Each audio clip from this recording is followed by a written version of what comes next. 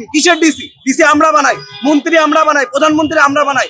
আজকে আমরা একটা থেকে প্রতিপক্ষ শুরু করেছি। ভিতরে আপনারা দেখবেন আমাদের সিনিয়ররা গেছে এবং তারা নিশ্চয়ই জানাবে।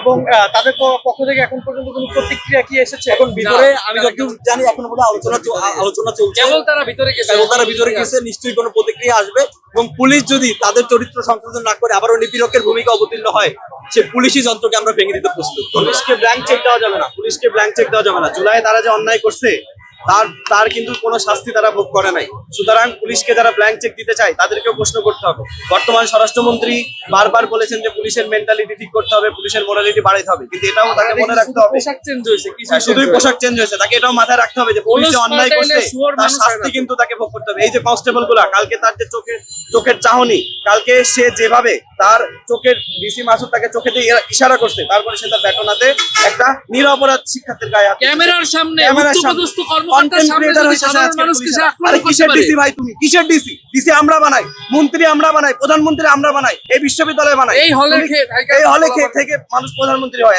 তুমি ডিসির পাওয়ার দেখাইতে আসছো এখানে, কিসের পাওয়ার আছে তোমার? তুমি চাকর আর আমরা মনিব। বিকাশ পেমেন্টে 10,000 টাকার বেশি অফার। শপিং চলছে তো। মনিবকে সম্মান দিয়ে কথা বলবা।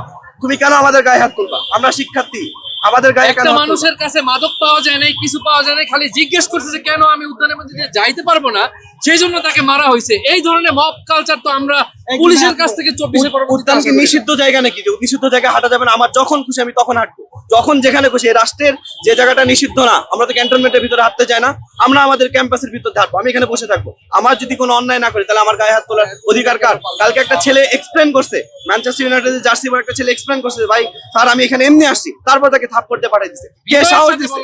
বিনয়ের সাথে বলার পরেও তাকে থাপ্পড় দিয়ে পাঠিয়ে দিছে। কে তাকে অধিকার দিছে থাপ্পড়টা দেওয়ার? হ্যাঁ, কিসের ক্ষমতা পাইছো তুমি ভাই?